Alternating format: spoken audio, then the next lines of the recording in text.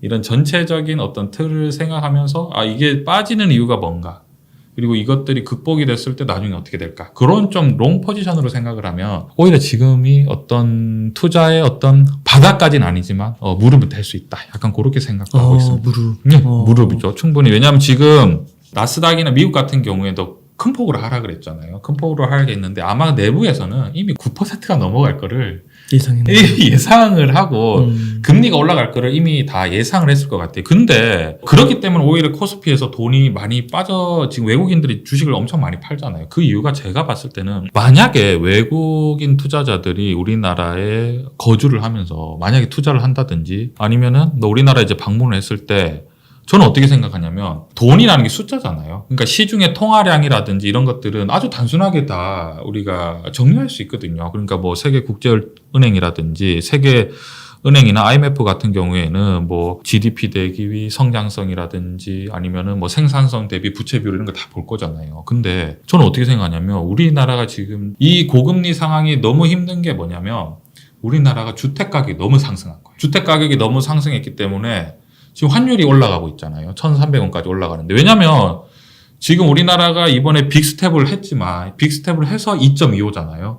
근데 지금 미국이 1.75거든요. 근데 지금 소비자 물가 지수가 안 잡혀서 1%까지 더 올라갈 수도 있는 상황이잖아요. 한꺼번에 1%로 확 올려버릴 수도 있잖아요. 그러면 순식간에 얼마가 되냐면 2.75가 되는데 우리나라랑 역전이 되잖아요. 그러면은 외국인 투자자 입장에서는 원화랑 달러가 있으면 당연히 미국으로 가는 게 당연한데 그럼 여기서 간단한 게 뭐냐면 돈이 환율을 낮추기 위해서는 너무 단순하게 생각하면 금리를 올리면 돼요. 금리를 올리면 되는데 안다는 거죠. 뭘 아냐면 우리나라가 지금 OECD국에서 가계대출이 1인데 문제는 뭐냐면 그 가계대출이 대부분이 부동산, 특히나 부동산 중에서도 상업성 부동산이 아니라 단순 주택이잖아요. 사실 아파트나 이런 것들. 이런 것들이 너무 큰 폭으로 상승을 했으니까 금리를 올리면 어떻게 되죠? 코스피 같은 경우에는 지금 금리를 올라가면은 엄청나게 힘들 수 있다. 그러니까 주식이 떨어진다고 해서 받아줄 물량이 있는 게 아니라 엄청나게 힘들 수 있다. 라고 충분히 생각할 수도 있다는 거죠. 그래서 일단은 소나기는 피하자.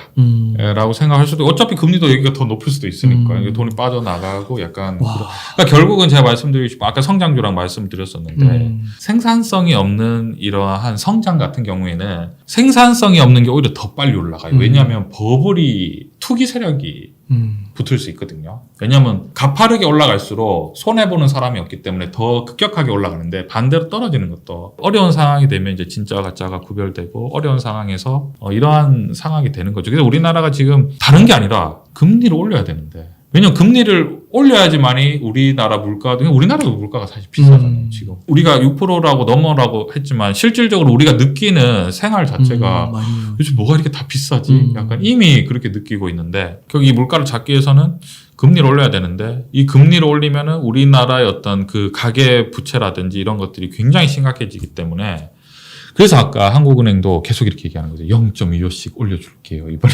빅스텝은 좀 생각해 보겠습니다. 라고 말했지만 막상 미국이 1% 올리면은 환율이 만약에 더 올라가면 어떡해요?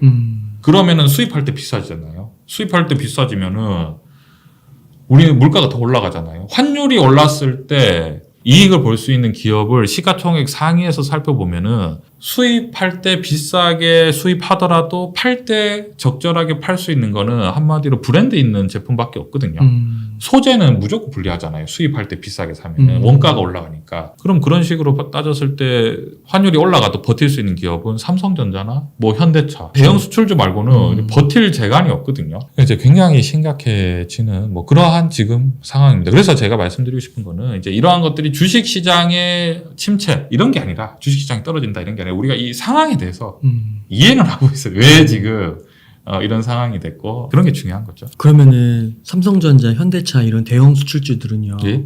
좀 이 시기에 사 모아가는 것도 괜찮다고 보시는 건가요? 사 모아가는 거는 나쁘지 않은데, 문제는 뭐냐면 지금 같은 경우에는 금리가 계속해서 올라가야 되는 상황이고, 실제로 물가가 아직 잡혔다는 그런 뚜렷한 것들이 보이지 않기 때문에 천천히 최대한 한 주씩. 최대한 왜냐하면 근데 이게 제가 왜 조금씩 사라고 하냐면 저는 이제 투자를 늘 하기 때문에 그 투자 심리를 제 스스로 생각해 보면 주식을 내가 어떤 좋은 주식을 샀다. 그러니까 내가 생각할 때 뭐 좋은 예를 들어서 삼성전자나 뭐 삼성 SDI 같은 전기차 아니면은 뭐 플랫폼 네이버 카카오라든지 아니면 현대차라든지 뭐 아니면 그 외에 뭐 좀 좋은 주식을 샀다라고 해도 주식을 만약에 내가 조금씩이라도 안 사고 가만히 지켜보잖아요. 그럼 어떤 생각만 드냐면 떨어진다는 생각밖에 안 들어요.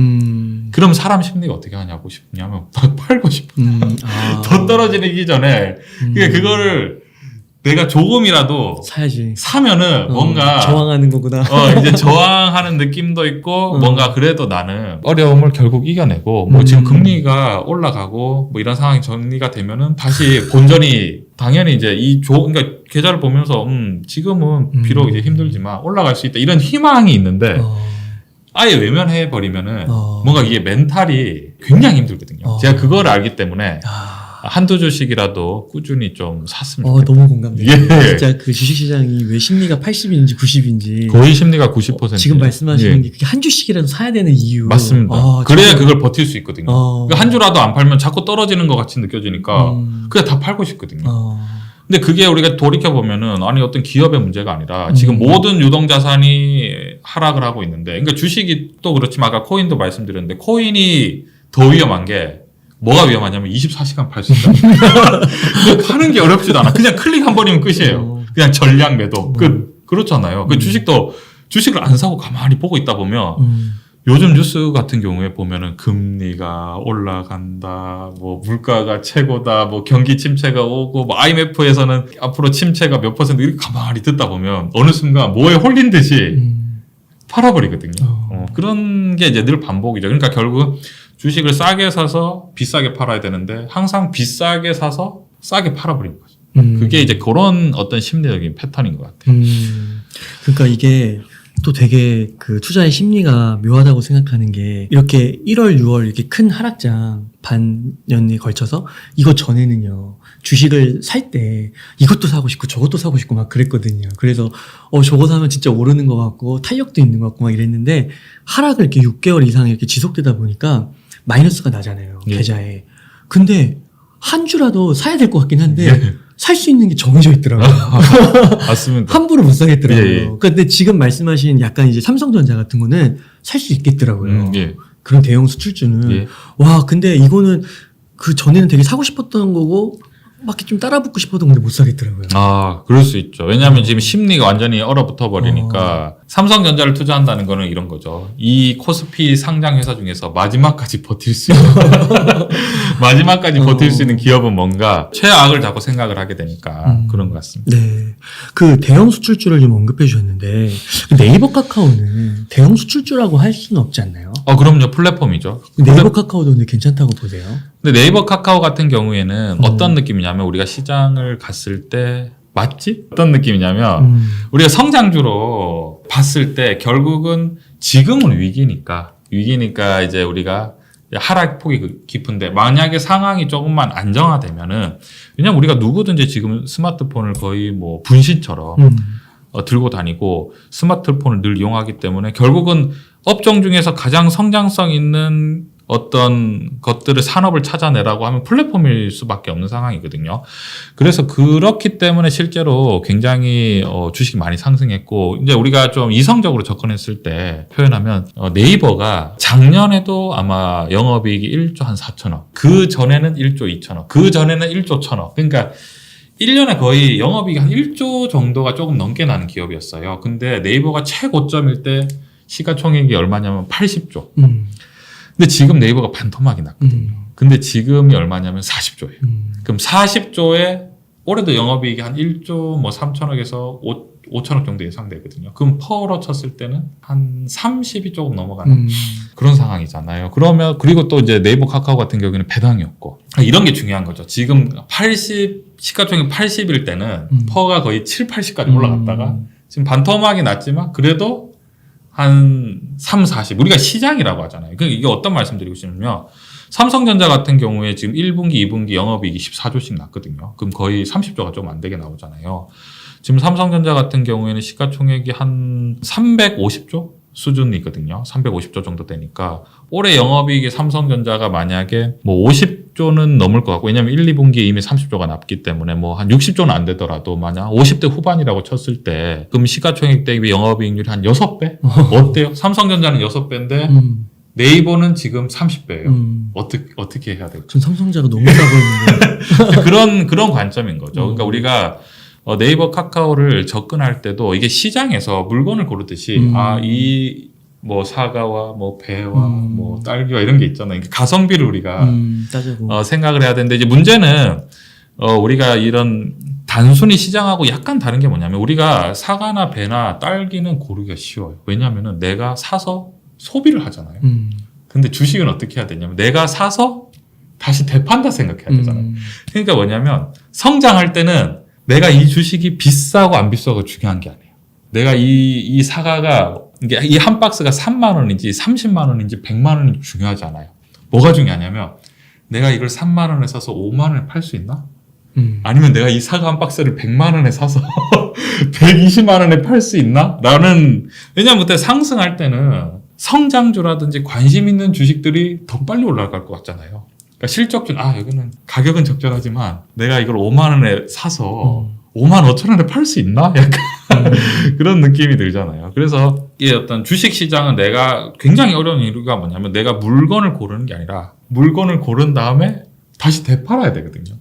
그러니까 그런 게 엄청난 함정인 것 같아요. 그러니까 그때 당시에는 성장할 때는 왜 비싸도 과감하게 사냐면 이게 더 올라갈 것 같으니까. 그런 관점인 것 같아요. 그러니까 뭐 카카오는 거의 100까지 올라갔잖아요. 예, 그렇죠. 거의 시가총액이 카카오 같은 경우에는 네이버의 지금 영업이익이 한 반 정도 나거든요. 올해 영업이익이 카카오 같은 경우에는 한 1조 정도 예상이 되긴 하는데요. 카카오도 가장 높게 올라갔을 때 시가총액이 70조. 지금은 고점 대비 한 60% 정도 하락해서 시가총액이 30조거든요. 현대차 같은 경우에도 올해 실적이 굉장히 좋거든요. 현대차나 삼성전자나 거의 이제 한 6배, 그러니까 시가총액 대비 영업이익이 한 6배, 7배 수준이고, 근데 카카오 같은 경우는 아직도 만약에 영업이 1조가 낸다고 하면 시가총액이 30조잖아요. 그러니까 30배. 그러니까 이런 관점. 근데 이런 관점이지만 결국은 시장이 안정화가 되면은 플랫폼은 뭔가 좀 화려하잖아요. 뭔가 왜냐면은 주목받는 뭔가 새로운 게 딱 나오면 사람들이 휴대폰으로 바로 볼 수 있거든요. 이런 기능이 추가돼. 야, 이거 돈이 많이 벌 수 있겠네. 그러니까 사람들이 관심 집중되니까 그만큼 약간의 어떤 웃돈 프리미엄을 받는 게 아닐까라고 생각합니다. 그렇군요. 그런 거를 진짜 한번 따져보는 예. 시간인 것 같네요. 그러니까 이게 지금 하락장이니까 네. 아까 말씀하신 것처럼 당장의 뭐 배당이나 지금의 이익 수준 3년치 못 본다, 1년치 보는 거고 성장주 때 우리 코로나 이후 때 보면은 막 성장주에서 막 5년, 10년을 막 내다보고 곧 우주 여행 할 것 같고 예. 막 이런 거 막 샀잖아요. 예, 몇 맞습니다. 배 되고 예. 그런 느낌. 그렇죠. 그래서 또 그 시대가 상황이 좀 바뀌고 이런 하락장의 분위기가 좀 변화된다면 또 네이버 카카오가 갑자기 주목을 받고 또 예. 올라갈 수도 있는 거고 예. 그런 차원에서 예. 네.